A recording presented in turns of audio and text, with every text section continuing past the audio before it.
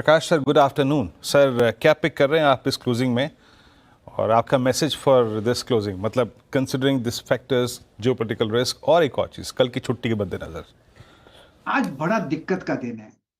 आज मार्केट एक sideways zone पर चल रहा है। बहुत दिक्कत का दिन है। मेरे ख्याल से कल छुट्टी है, फिर एक दिन का, फिर 2 दिन की छुट्टी। मेरे ख्याल से कुछ होने वाला नहीं है। मार्केट थोड़ा डिप हो सकता है, लेकिन मार्केट में कोई घर लेके नहीं जाएगा लॉन्ग पोजीशन, ऐसा मुझे लगता है। तो शॉर्टिंग तो लेकिन बनती नहीं है क्योंकि क्लियर नहीं है, लेकिन लॉन्ग इंट्राडे के लिए बनता है। वो है भारतीय एयरटेल, 1856 के आसपास ट्रेड कर रहा है। स्टॉप लगाई 1840 का, मतलब करीब 15-16 रुपए का स्टॉप है। अपसाइड टारगेट कुछ खास नहीं, फिर भी 1890 और 1885 के वहां आसपास निकल जाना चाहिए भारतीय Airtel.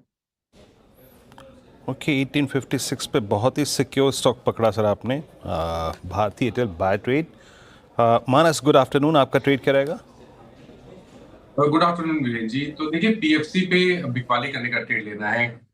Lower top floor bottom के साथ पीएफसी ने आज अपने 50 डे मूविंग एवरेज को भी ब्रेक कर दिया है, तो उसके फ्यूचर में आप बिकवाली कर सकते हैं। करंट प्राइस करीब 408 रुपए 60 पैसे के आसपास चल रहा है, तो इसमें बिकवाली करिए। 416 रुपए का आपको स्टॉप लॉस लगाना है, और नीचे की तरफ 392 रुपए 392 के टारगेट सेट करने हैं पीएफसी के फ्यूचर में। अगर चाहे तो यहाँ पर ऑप्शन ट्रेड लिया जा सकता है। 410 का पुट ऑप्शन ले सकते हैं। 19-20 रुपए के आसपास ट्रेड हो रहा है।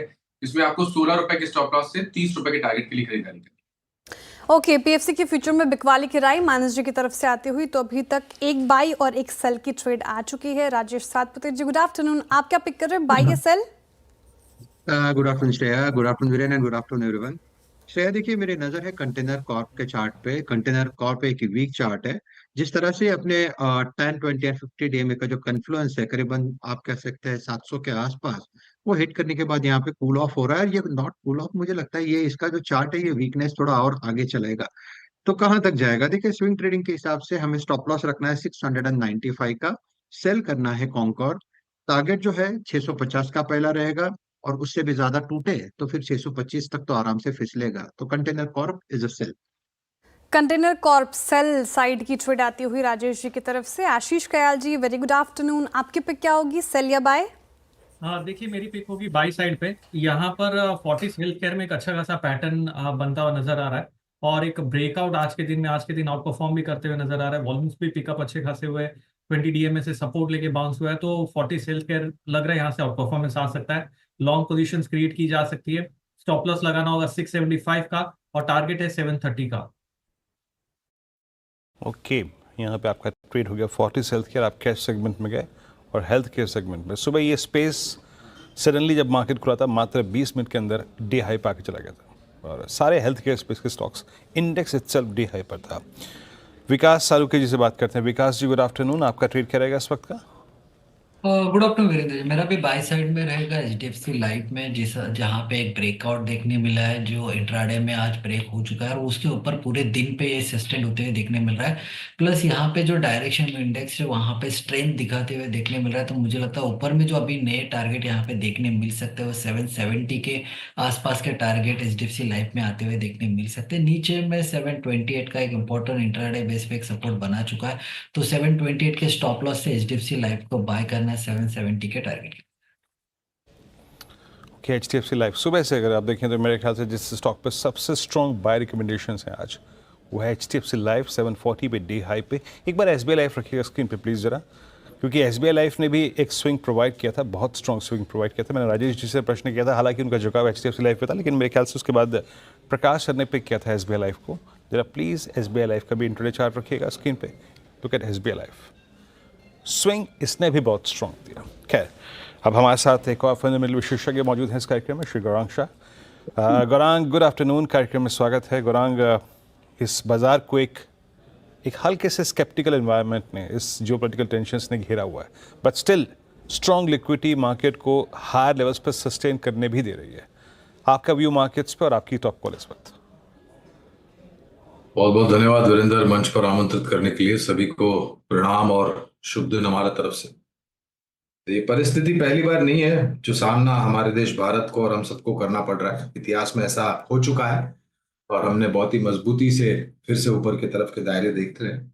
अनिश्चितता का वातावरण बिल्कुल है और ये कुछ समय तक रहेगा, लेकिन अगर आप निवेशक हैं तो मेरे ख्याल से आपको ज्यादा चिंता करने की आवश्यकता नहीं है। विकल्प के रूप में हमने ऊर्जा वितरीकरण करने वाली कंपनी, सरकारी कंपनी पावर ग्रिड का चयन किया है। हमने शायद पहले भी इसकी चर्चा करी है।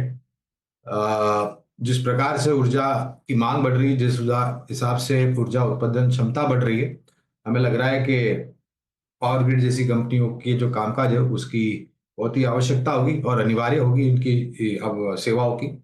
तो लंबी अवधि के लिए पावर ग्रिड पर हम खरीदारी की राय दे रहे हैं। पावर ग्रिड गौरांग जी की पसंद, लंबी अवधि के लिए अच्छा लग रहा है ये स्टॉक और होल्ड कर सकते हैं आप उसको, इनफैक्ट बाय भी कर सकते हैं। कुछ और स्टॉक्स की बात करते हैं जहां पे शानदार तेज़ी आज के सेशन में हमें देखने को मिली। इनफैक्ट मार्केट में आज देखें आप तो सेक्टोरल रोटेशन हमें होता हुआ नज़र आया है। पहले जहां पे फार्मा पे डेंट पड़ता हुआ नज़र आया था, आज वहां पे खरीदारी होती नज़र आई। रियल्टी पैक भी एक ऐसा पैक है जहां पे तेज़ी शानदार आज के सेशन में देखने को मिलेगी। और आप देखिए रियल्टी जो सेक्टर है 2.5% करीब ये इंडेक्स पूरा तेज़ होकर कारोबार कर रहा है। मैक्सिमम स्टॉक्स के टॉप गेनर्स में शामिल है लोधा, गोदरेज प्रॉपर्टीज़, इसके अलावा डीएलएफ, फिनिक्स, सभी में तेज़ी। गौरांग जी, रियल्टी स्पेस को कैसे देख रहे हैं आप? इस पूरे स्पेस में कोई स्टॉक अभी फिलहाल आपको अच्छा लग रहा है?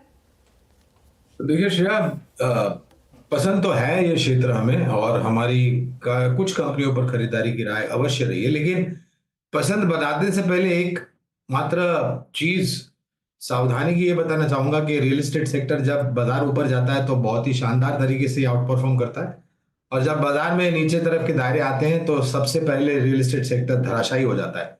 लेकिन काफी कुछ बदलाव हुए हैं। हमारी पसंद जो है वो DLF, Godrej properties, Prestige estates जैसी जो कंपनियां हैं जहां पर आपने निरंतर सुधार होते हुए देखा है नतीजों के आधार पर। जो ऋण है या फिर जो डेट है बैलेंस शीट पर वो भी काफी कम है या न के बराबर है, और इन सब कंपनियों की जो एग्जीक्यूशन ट्रैक रिकॉर्ड है या रन रेट आप जिसे कहते हैं वो भी काफी बेहतरीन है। ये मैं बुनियादी तर्क के आधार पर बात कर रहा हूँ, डीएलएफ, गोदरेज प्रॉपर्टीज और प्रेस्टीज एस्टेट्स।